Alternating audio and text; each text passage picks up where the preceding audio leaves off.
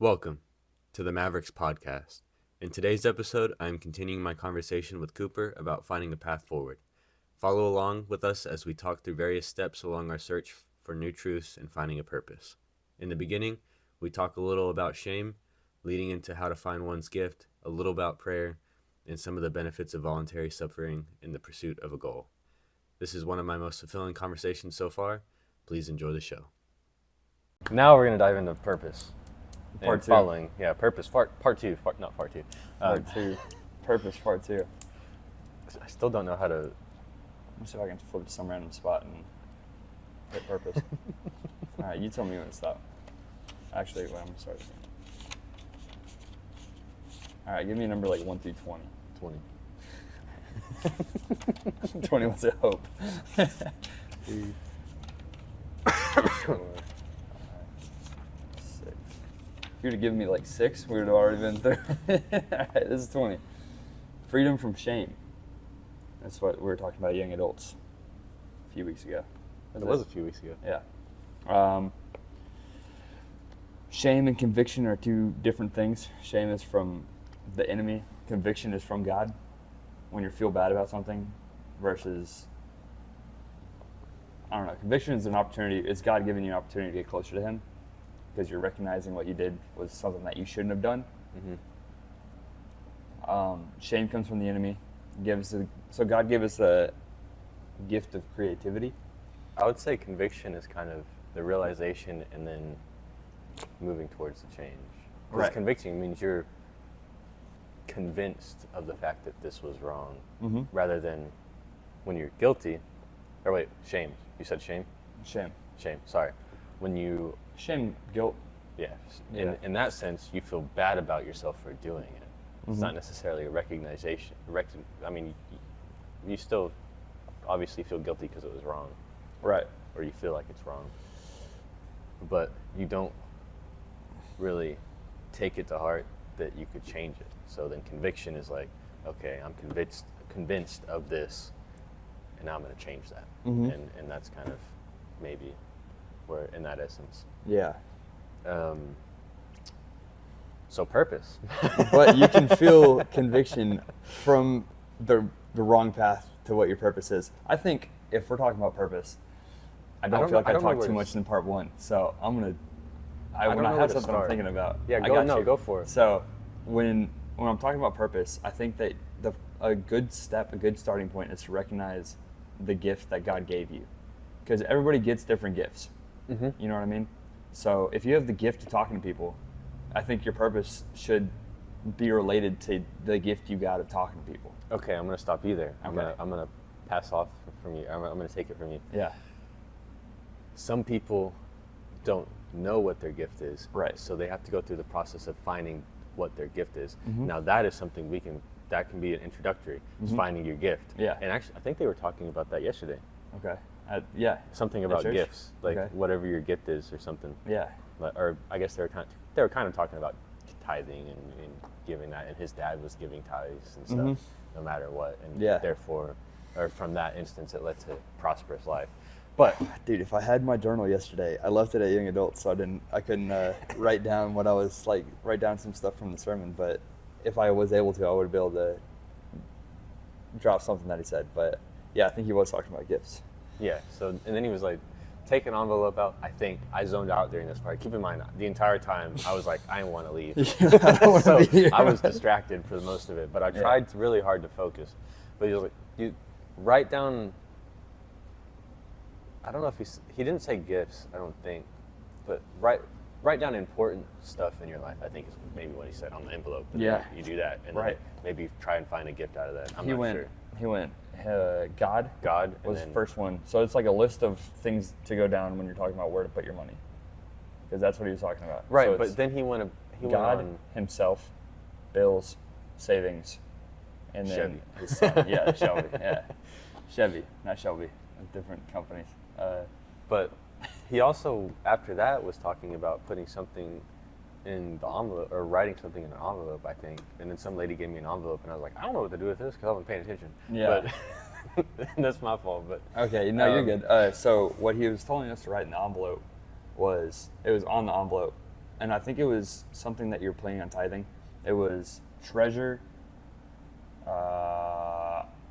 Gifts. 2 other ones. I think gifts was one of them. Yeah. But That's where what I was I wrote getting that down from. is what something I'm going to focus on using, like doing for God this week. I didn't And write that any. is for tonight. Yeah, well, you didn't know what to write. But yeah, so tonight I'm going to meet high schoolers that I've never met before. Yeah. So I'm going to try to give it an opportunity to just like act comfortable when I'm not going to be comfortable. Dude, talk about purpose. Yeah. It'll be fresh on your mind, man. True, I will. If I will we go get through talk it. about purpose. True, if we get to purpose, yeah. No, I'm with you. Yeah. So, okay, let's talk about finding your gift. Because, like you said, everyone has a gift, and Mhm. if you want to pursue your purpose, you got to know what your gift is. Mhm. That way you can excel in that thing. Right. And for me, and this is just in my instance, it can be different for other people. It most likely is different for other people. In my pursuit of finding my gift, which, well, as far as I can tell, is speaking in some sort, or I guess connection. Mhm. Because the lady told me yesterday, You got connection. I got that connection. You got the connection But- with connection. How I've gone about trying to find my gift or my purpose, quote unquote, Mhm. is I tried a bunch of different things with the right intentions in mind, and I prayed about them. Yeah. And those are probably the biggest factors for me. So Definitely. every night, yeah, I prayed last night. Okay. Every night I pray. I start with what I'm grateful for that day. I then move on to This is in the morning. at night. Okay. And yeah. Okay. I'm Yeah, with you. so yeah. I start with what I'm grateful for Yeah. that day. So during that entire day, things that I was grateful for, and that kind of starts it off on a good note. Then I Mhm. start with, or then I go into maybe something I could have done a little bit better Mhm. that day. Okay. So a learning experience that I've self-recognition, I guess. Yeah. And then I lead into my prayer about what I am praying for, and maybe I'm praying for strength, courage, Mhm. opportunities, Yeah. being able to take those opportunities, seeing those opportunities, being able to help someone in the future. That's basic stuff that I usually pray about, being protected Mhm. as I'm going throughout my journey, Yeah. being guided towards the right things, putting the right people in my life at the right time, those kind of things. And then, of Mhm. course, I always ended off with, your kingdom come, your will be done on earth as it is in heaven. And then Yeah. and that's how I end. I That's love all. it. That's how I end all my prayers. Yeah. It's awesome. And that's ultimately because, maybe I didn't pray for the right things necessarily, but if you will it, let it become that, Mhm. and I will do it. Yeah. And that's kind of what I'm For saying sure. at the end of it. Which So is not always easy. When Oh no, it's you find the oh will yeah, and you're no. like, "Dang it, did not want that to be it." But no, I'm with you. When I pray at night, I do the same thing. I start off with not forgiveness, with things that I'm thankful for. Mhm. I'm like, thank you for this, thank you for that, thank you for this. And a lot of times I'll find myself being like, oh, I forgot this. Thank you for this. Oh, I forgot this. Thank you for this. But I don't think that's as necessary as I think it is when I'm doing it. Mhm. I think there's a lot of times where God's like, I know, I got you. You said thank you for all this stuff. I know what you mean, Yeah. Because I was I talking to think Sam about that's- that yesterday. Is that with a lot of people, with like worldly relationships, they're not bad things. Like having a friendship with one of your friends, you can talk to that person through a lot of stuff, and then there's certain scenarios that you're at where you're like walking on eggshells. Like I can't say the wrong word right here because they could take it the wrong way, and I never worry about that. I'll be honest with you. well, I do. You can be talking to somebody and like you have to be very careful in your words. Yeah. I And- mean, you should always be careful and mindful of the words that you speak. Right. But I'm talking about in certain scenarios because there's sometimes where I can say whatever. That's not that really big of a deal. But when it's really something that's important, then I want to be mindful of the words I use. But when I'm talking to God, He knows what's in your heart. Right. So you don't have to be mindful of the words you're using when you're talking to God. So if you're like sometimes when I'm like laying down trying to be thankful for stuff, I'm like, God, you know what I'm thankful for. Thank you. Just like making a moment to be thankful for it. Mhm. And but then I recently have started doing like the full Lord's Prayer. Our Father who art in heaven, hallowed be thy name. Thy kingdom come, thy will be done on earth as it is in heaven. Give us this day our daily bread. Forgive us for our trespassing, as we forgive those who trespass against us. Lead us not to temptation, but deliver us from evil. For thine is the kingdom and the power and the glory forever. Amen. I've been doing that. I saw a TikTok about it. That's the only reason I'm doing it. It's not really a good excuse, but it was like, stay focused. Like, don't try to, like, if you say Our Father and your mind starts to wander down a rabbit hole, explore that rabbit hole, but get back to it. Restart. Mm-hmm. So I go, Our Father. I'll start thinking about, like, I don't know, Father, that's kind of crazy. You know, start going down that, and I'm like, all right, Our Father who art in heaven. Bro's up there. We're saying art. That's crazy. I got to restart. Our Father who art in heaven. You know, I go down the line of the different spots where I get caught up, or I'm thinking about something different. Yeah, and then I have to go back to where I'm going through the full, what I just told you, the whole Lord's Prayer. Yeah. And I don't get distracted while I'm doing it. Mm-hmm. Like, I have to be completely focused on what I'm saying and why I'm saying it. And that's when I get to a point. But I used to be praying for stuff. Yeah. Like, I would be praying for gifts, be praying for guidance on stuff, which is not a bad thing. But I think I get in my own head about stuff that if I'm praying for something like physically, if I'm like, I don't like my car right now, God, put a new car in front of me, that kind of thing. We shouldn't even be alive right now. I deserve hell. We all deserve hell where we're at, you know? So praying for something worldly and praying for something physical just feels like disrespectful almost, you know? Like, you sent yourself down, died on the most embarrassing way to die because you have a crown of thorns on your head. Would that hurt constantly? You're carrying a giant piece of wood. You're carrying a tree up a hill, and you're getting slashed. I wouldn't say embarrassing, most gruesome death possible. It is definitely gruesome, but you're also hanging up there just like naked, you know? Yeah, but embarrassment is more of on the person themselves. He was probably, and I'm not going to assume that he felt this way, but, you know, obviously it hurt and it was suffering. Mm-hmm. But I wouldn't say he was embarrassed, because that means he was doing something that he didn't maybe not him feel comfortable. But I think that's an embarrassing moment. Not for him. Yeah, okay, I'm with you. So it's embarrassment is based on the person, because if sure. you're embarrassed in a certain situation, then you're embarrassed. Now, you can say that what was enacted upon him was arguably the most gruesome way to die, mm-hmm. and the most bloodshed. Yeah, I mean, Peter went upside down, which is crazy. He did the cross upside down, like he was upside down on the cross. That's a little bit worse, I think, but maybe not. He maybe died quicker than Jesus did. I have no clue. Well, blood would have probably rushed his head. Exactly. Theoretically. Yeah, but so maybe. I don't know. Either way, it feels like sucks. it feels disrespectful to be asking for something that's worldly and physical.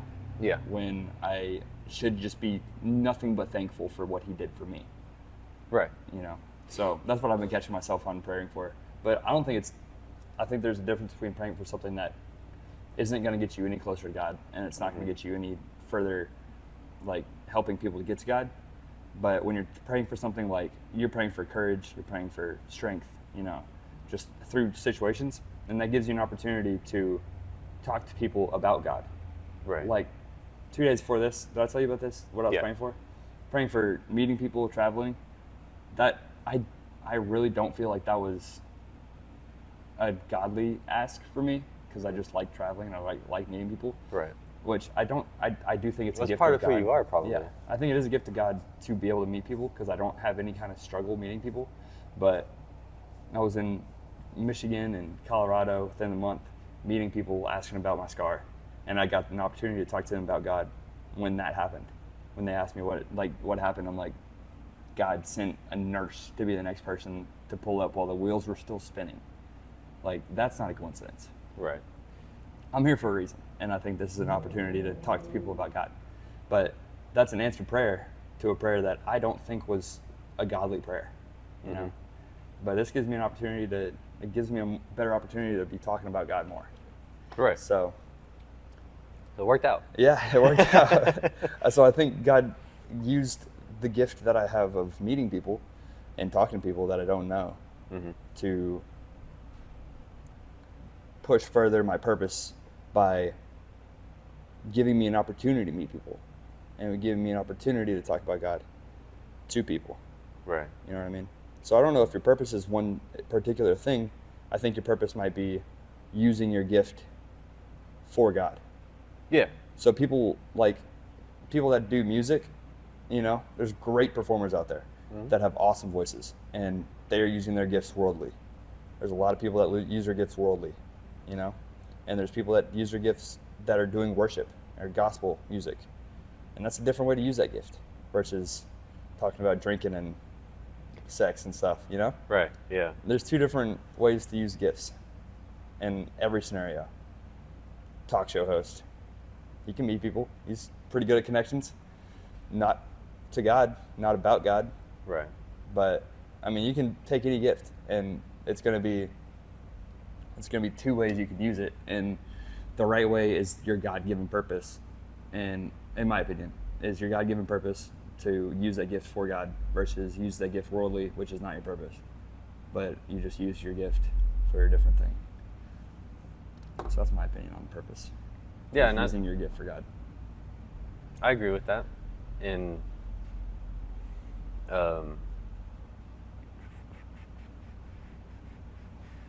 forgot what I was gonna say. Lost my train of thought.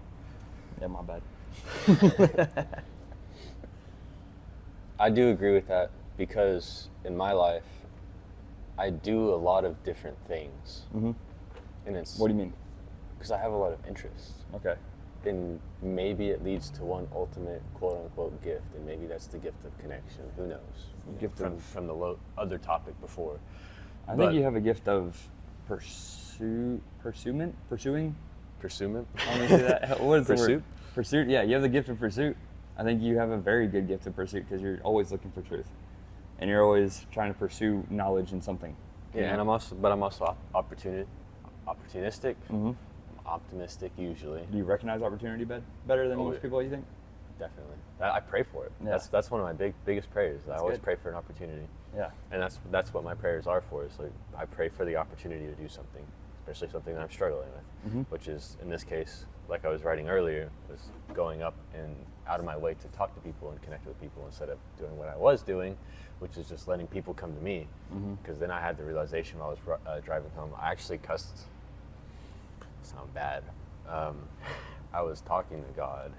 Yeah. Having I a was nice a little conversation. little angry.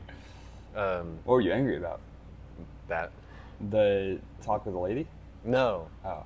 the realization that I came to about me needing. I mean, the entire situation, because I was already not happy, but also leading up to the realization where I was like, oh, I need to connect with people. I need to actually go up and talk to people, and instead of letting them come to me like I've always wanted. Yeah. So coming to that realization, it was ironic, which is how I know that it's how I usually know that some sort of God-inspired act has happened, because every situation that's happened to me that's been ironic has been that. Yeah. And she was like, okay, well, fine, and I was a little upset, but eventually I was like, okay, I said, I'm not going to quote exactly what I said because it was a lot of cussing, not a lot of cussing, but it was cuss words, and I ended with, okay, fine, I'll do it. And that's so it's like You had fine. a full conversation with God. You're like, all right, my bad. All right, sweet. Let's go. So that's kind of how it ended, and Yeah. then I came to agreement with myself and went home and wrote for 25 minutes, and that's what I showed you. But I think, and I kind of. Were you trying to stay in like an upset mood while you were driving? Yeah, I was trying to get to where I could write while I was still upset a little bit. Were you listening to music? Yeah, What were you listening to? Just like sad songs. it might have been Screamo. Hey, yeah, it works. It works. So keep you in there. That's funny. Maybe, I'm not sure. I couldn't find anything that I really wanted to listen. No, it might have been sad songs actually. I was listening to sad songs on the way there. That's funny because I don't usually listen to sad songs. So you were encouraging the bad mood the whole day through church. No, just just the 30 minutes leading to when I was showing up. I Yeah. mean, not sad songs, but well, it's kind of sad songs. I'm not gonna argue on that. But, we have multiple gifts because, or do you say multiple gifts or multiple? I think there's a What lot did of you people say? that have a lot of gifts. I think there's a lot of gifts you can recognize as a gift. I can A lot of see that. attributes that you can recognize as a gift. Yeah, and I don't think there's one set path per person, Mm-hmm. personally. Definitely not. No. And I do believe that in every path that you take, or in every opportunity that shows that there's a good and a bad way you can take it. And I guess you can argue that the fundamentals of good and bad aren't necessarily set, and that's a philosophical topic for a completely different day. Mm-hmm. But just for now, there's typically when you're faced with a situation, there's a good way you can take it and there's a bad way you can take it. Or Right. I'll put it in a better terms, there's a positive way you can take it and there's a negative way you can take it. So you can get into these situations, like I went to church Mm-hmm. and decided to sit down. I could have taken it negatively and sat in my negativity, which I did anyways, and decided to, you know what, I'm just going to leave. Yeah. Because that was the easier option, I'll be honest Sure. with you, and I really For sure. wanted to do it. I had 3 instances where I was like, I was really on the edge of my seat, and I almost did. Yeah. And then there's the other one who was like, no, I'm just going to stick it out and see if there's anything of importance after, Mhm. and maybe a conversation that I can start after. Because I wanted to start a conversation, because I told myself, I was like, I need to at least start one conversation while Yeah. I'm here, Mm-hmm. so that I don't feel like me being at church today was a waste. Mm-hmm. Now, at this point, do you feel like it was a waste going yesterday? No, that's what I'm saying. Because Yeah. I went up and talked to someone, Yeah, and you then did. other stuff Yeah, happened from uh-huh. it. But there's a positive and a negative to any kind of path or situation that you walk on. So if I start pursuing something, I can choose to take that information I learned and use it positively or use it negatively. Yeah. And that's something that I completely see. And there's 2 extremes to both sides, and there's half extremes, or not half extremes, but there's 2 extremes, and then there's places in between that you could probably take them. But for the most part, you can just take the 2 extremes and assume that, in my experience, if it works in the most extreme, it usually works in a less extreme. Okay. So if that makes sense. So if it works in a super positive extreme, then it works to a lesser extreme in the same positive direction. Okay. Yeah. But if it works in a super negative, the most extreme negative situation, then it probably works in Barely negative situation. something that's not as extremely I thought as a you were negative. like, I thought you meant that something that works in extremely negative works in extremely positive. I'm like, I'm No, gonna need no, an no. example of that. That's crazy. But No, yeah, that but- makes sense for sure. So that's kind of how I view everything, because for the most part, it seems like it works, and no one's really proved me wrong on it. So I'm Mhm. not saying it's right. It's maybe a theory that I have, I guess. But for the most part, no one's really proved me wrong, and that's kind of what I stick by. So there's all of these not set paths that you can take, and you can take those paths positively, or you can take those paths negatively, or you can take those experiences negatively or positively. It's up to you, Mm-hmm. right? But there's all these different things, and in my case, I attack so many different obstacles at the same time, because that's how my brain works. So I'm going after one thing, I go to exhaustion, and then I split my mind up, or I take a little break and I go after another thing until I'm exhausted, and go after another thing and exhausted. And sometimes it happens throughout the day. Yeah. Sometimes I'm able to hyperfixate on one thing throughout You the go back entire to that day. stuff I do go after back. you exhaust yourself So- on it. I exhaust, I move on, I exhaust, I move on, I exhaust, I move on. And I do that until I reach a dead end, and then I go back through. Mm-hmm. And usually I come back with new information Yeah. that I can apply. So then I try and go back through. And this is a process that's over weeks and months, not necessarily every day. So this is a process that's not necessarily So you can take one topic and spend a week hours. on it. Weeks, yeah. Yeah. I have done that before.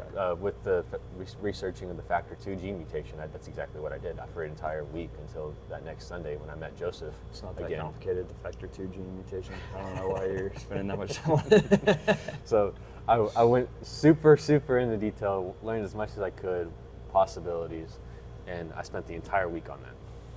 Came back, exhausted everything that I could, gave him the information. It's up to him to do what he wants to do or what he feels like he should do. Right.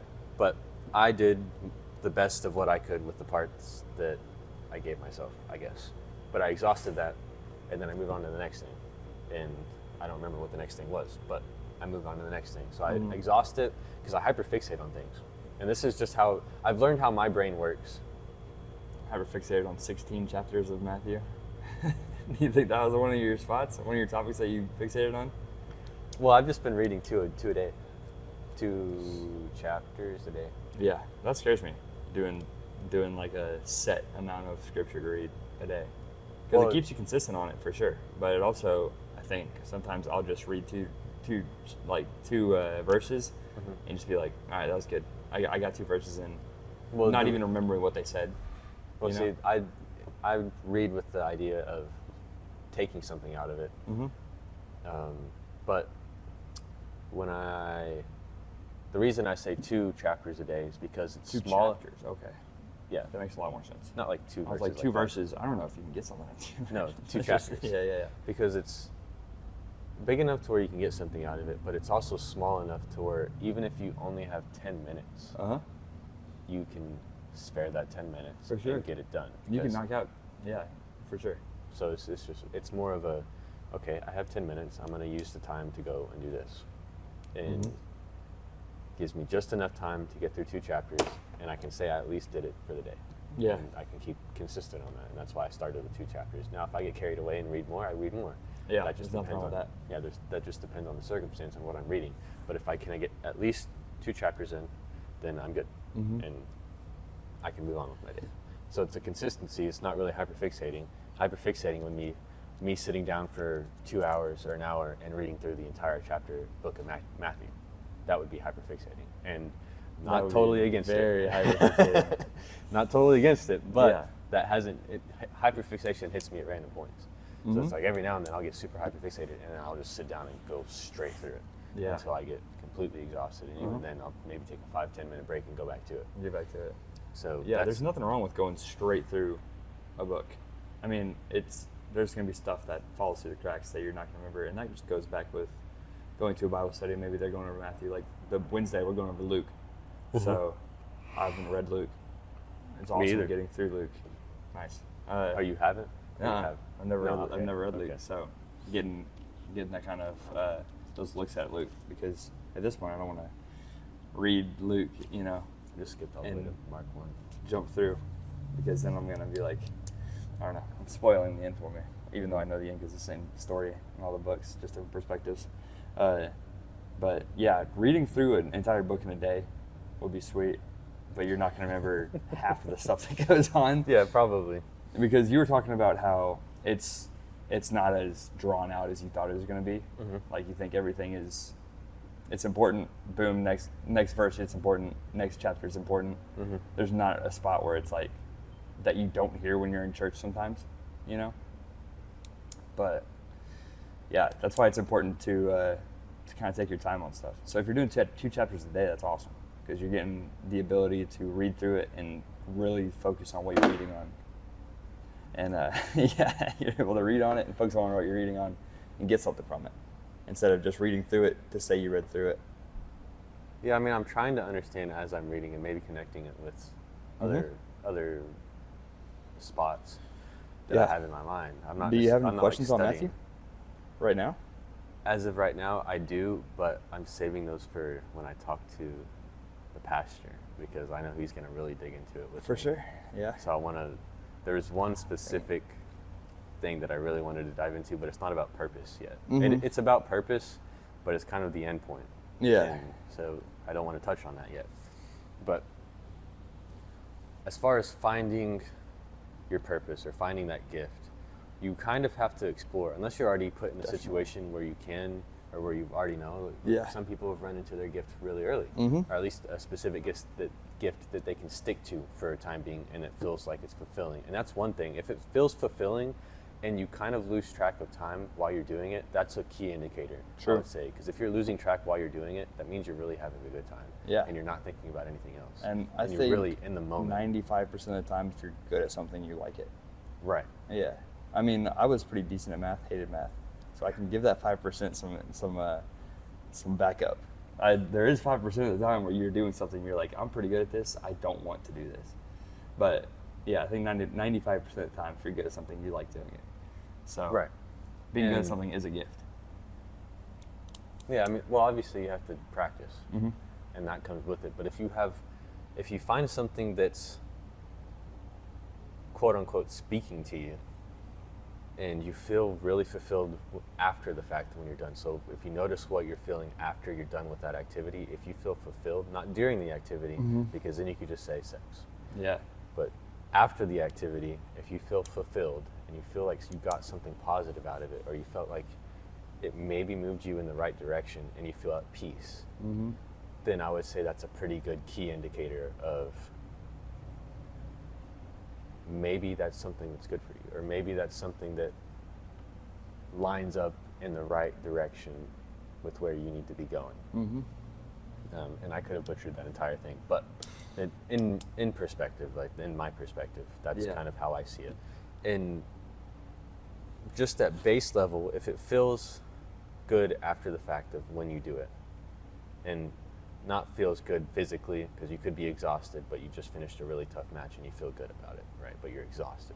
So mentally, if you feel fulfilled in that instance and you feel like you did a good job and you feel like you could do it again, maybe not physically, but if you feel like you could do it again and get a similar outcome, or you could take it even further and learn more about it, and you want to learn more about it, that kind of stuff I would say directs you towards maybe not finding your path, but maybe the next step. For sure. Because your life can turn around and take a 180 real quick. My life has done it several times in the last 3 years since I turned 18. Since I turned 18, yeah. So from 18 to 21, my life has taken about 3 or 4 180s. And maybe not necessarily 180s, but like my life has completely flipped around several times in the last 3 years. And it's crazy. And the thing is, because I don't focus so much on I focus on my future, but I don't focus so much on I need to take this step, this step, this step, this step. I don't look so far ahead as far as steps taking. I look at where I want to go, get a rough picture, and then I take one step at a time. And sometimes when you take that step, something gets in your way and there's an obstacle, so you have to go around it, above it, under it, around, over it. Sorry, I said that. Or sometimes you have to turn back and go the other way. For sure.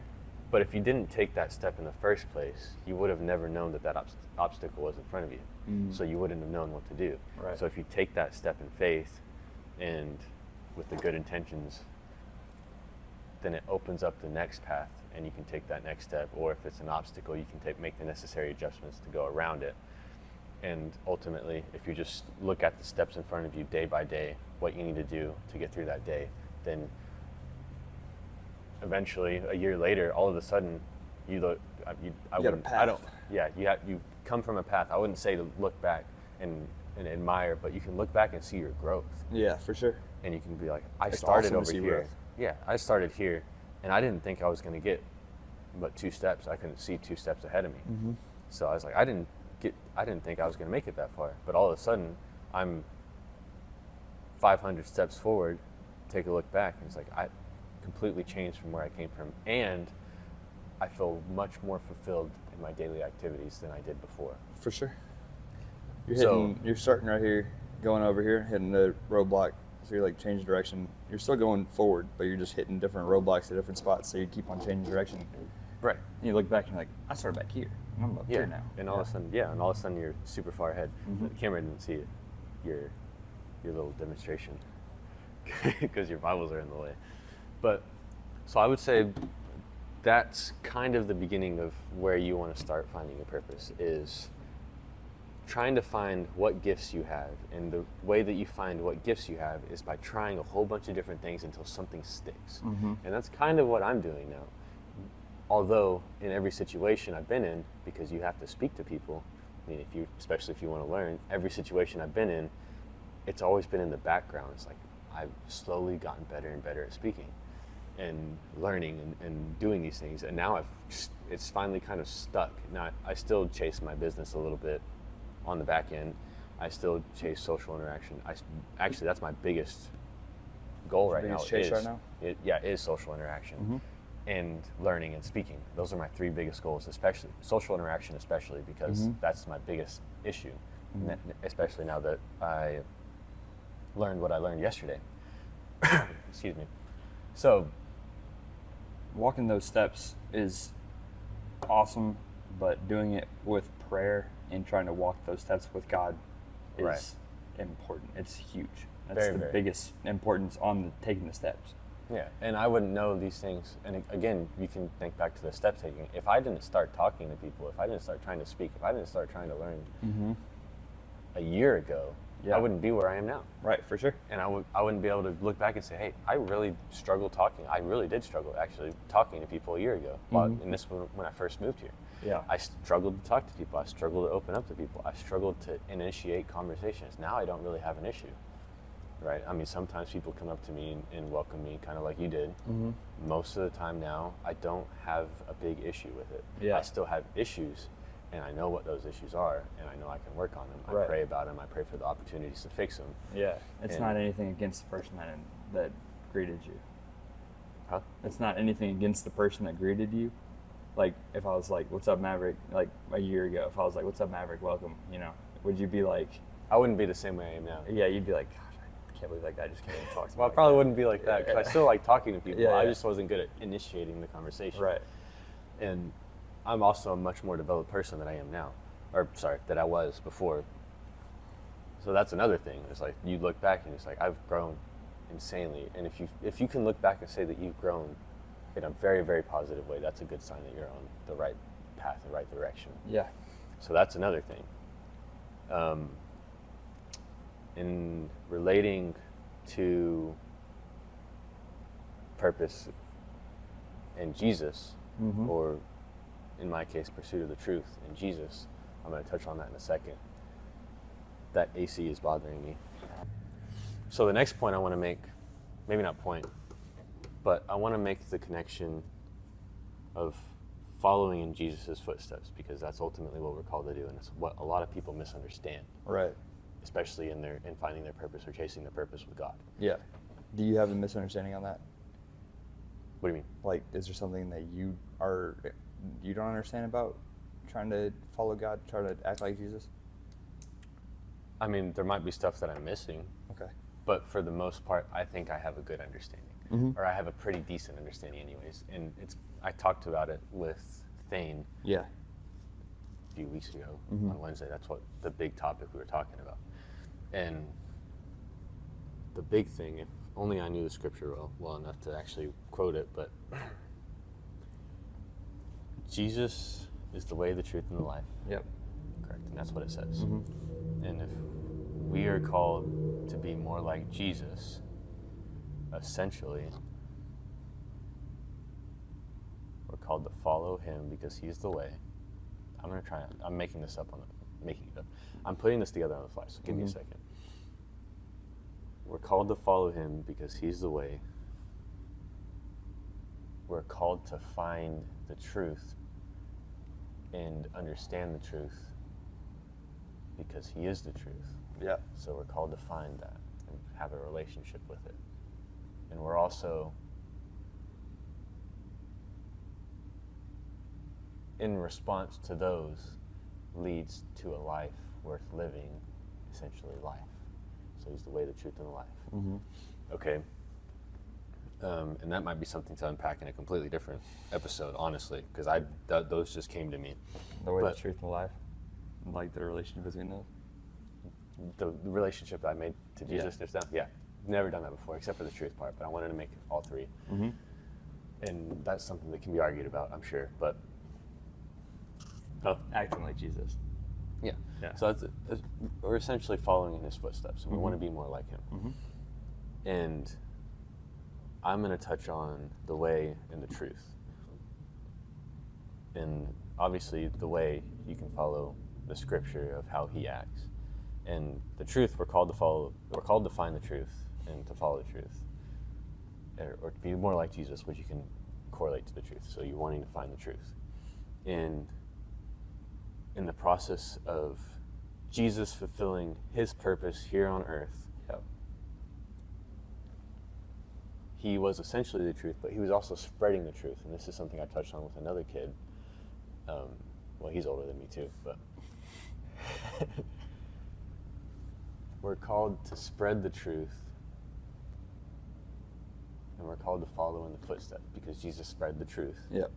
And whether or not he already had the truth, right, because he was speaking them, but essentially we're called to find them because we don't know the truths. Yeah. He knew the truth, so we need to find the truths, whether it's in scripture or otherwise.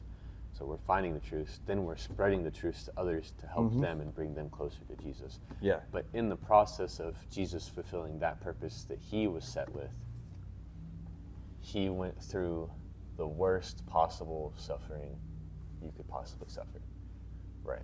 Because he was not only on the cross, the most painful death that the Romans could invent, Yeah. he was also humiliated. He was also betrayed by his best friend. He was also Lashed. he was tortured. Yeah. He was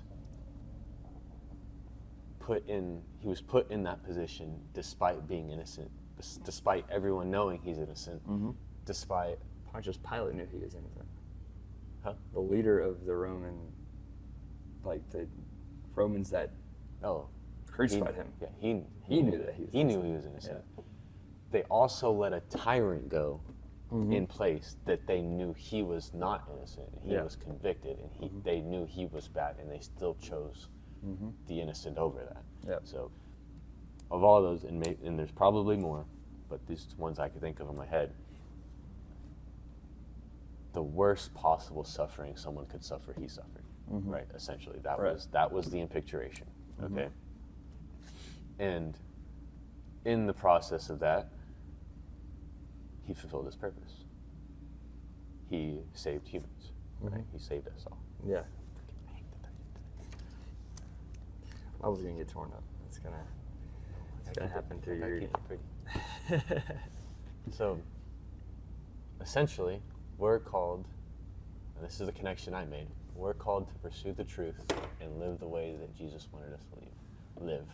And in the process, that means we are called to the most amount of suffering, voluntarily suffering, because keep that in mind, he voluntarily suffered. So we're, in essence, called to voluntarily suffer in the pursuit of the truth, in the pursuit of fulfilling our purpose here, Okay.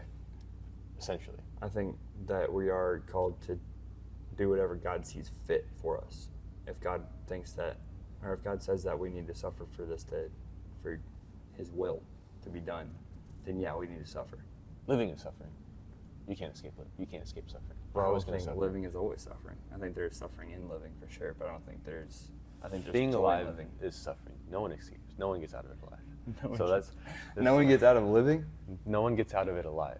Yeah. Okay. True. So you have two options because you're going to suffer no matter what. Okay. Okay. Yeah. So that's a very specific thing. You're going to suffer for no matter what. Now you can either choose to voluntarily suffer, or you can choose to let the suffering come to you.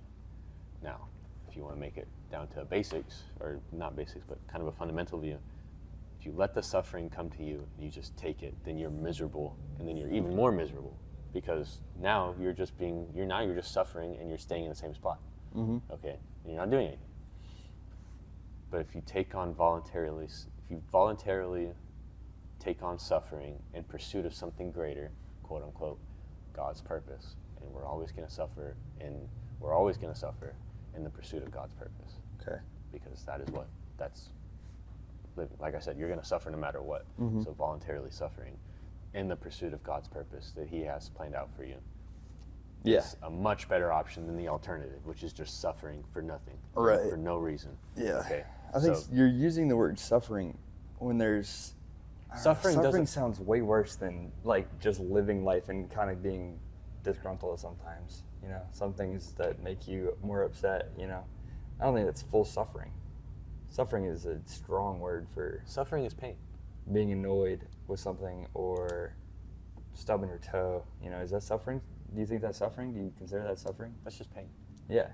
But that you don't suffer a stubbed toe for Jesus. Sometimes you might. Sometimes you might. You might be walking out of the church and you hit your foot on a pew, you know? That's suffering for God. Literally. Give me an example of what you mean by suffering then. What in life are you suffering? What exactly would you consider to be suffering in life?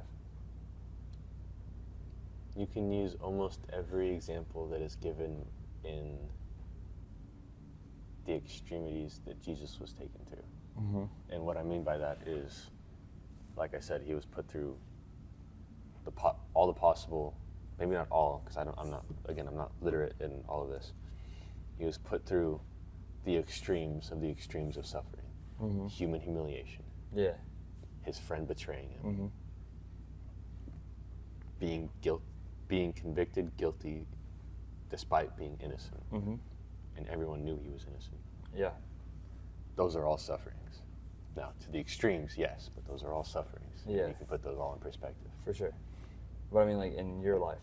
In my life, Yeah, in your life, what do you consider suffering? my entire life. Yeah. Pretty much. Like a daily thing. Do you think, Oh yeah, you it should be a consider- daily thing. You should.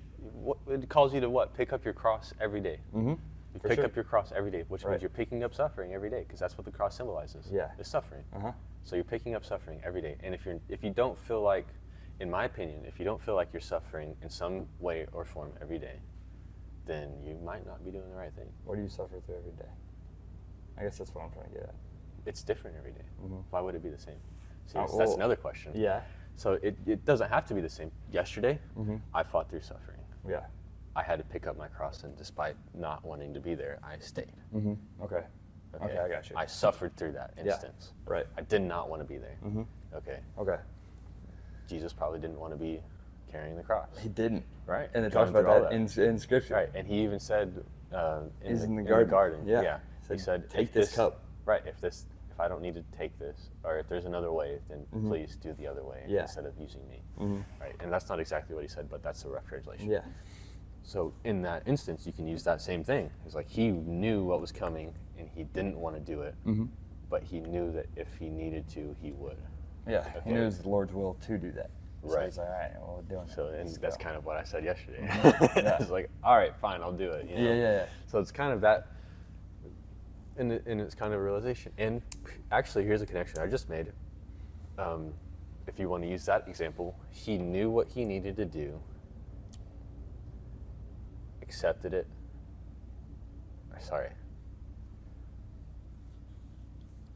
Asked if there was another way, Mm-hmm.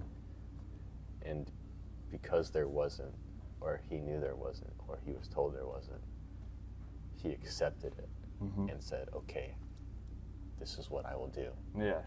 Now, I can actually make that same connection to yesterday. Not same, obviously, I didn't die on a cross, but I didn't want to do this. Yeah. Didn't want to do what? I didn't want to go to church. Or Okay. I didn't want to stay at church, I Yeah. guess. I didn't know why I didn't want to stay. Keep Mhm. that in mind. Okay. I decided to stay through it. Someone came up and talked to me, and then this is where the connection happens. Someone came up and talked to me, told me about this connection thing, and then on my way home, I was arguing about it. Okay, so kind of asking, Yeah. quote unquote, in a different way, is, as Peterson would say, wrestling with God. Yeah. So I'm going back and forth on it, and then eventually I come to the acceptance of, okay, fine, I'll do it. Yeah. And that's kind of and honestly, that's the correlation I make in most things that I do, that I realize that I need to do is I wrestle around a little bit with it, Mhm. and I try and be like, is there another way? Can I Yeah. just not? Yeah, yeah. I really don't want to. Mm-hmm. You don't want to be connected. Well, not necessarily, but like in some instances that I come across, it's like, I really don't want to do that, and Mhm. I would like to not have to do that. Right. But if, go back and forth a little bit on it, go back and forth, talk, and it's like, okay, fine. I think know, not if you wanting to need- be at church is more of an enemy thing than it was, like, that's a completely worldly enemy thing that it's like, I don't want to go to church, No, I wanted to go to church. No, I don't want to be in church. Like, we're here, I don't want to be here. I don't No, I'm think- talking about after that, Mhm. when I was in the car talking. Yeah, when I okay. was having the conversation. That's just what led up to it. So Yeah, well, I'm I just did talking about start like you in yeah. church being like, I s- want to leave. I started out at the very beginning of it, Mhm. and that was my fault. That was my fault. I didn't articulate that correctly. It's like it.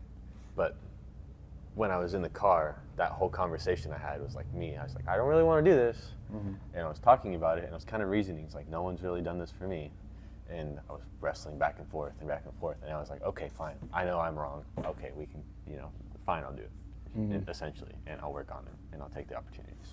So I came to that realization. Not realization. It was an argument. You just see how it is.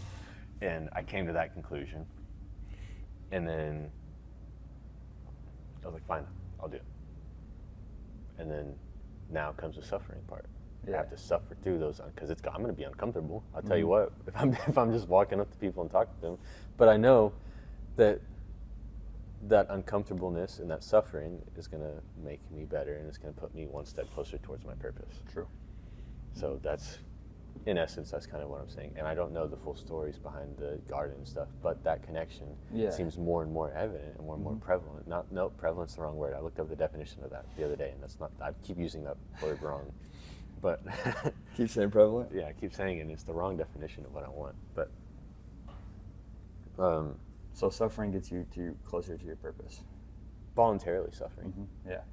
Because I'm volunteering. I know I need to do this. I'm voluntarily picking up that cross and saying, "Hey, I'm going to do this," and then in the process of doing it, it's a daily thing until I get that obstacle cleared, and then it's another obstacle that I have to pick up my cross, take on, and another obstacle, the next obstacle, and it's kind of like the more you take step towards the truth, which the truth is a process of cutting and burning away.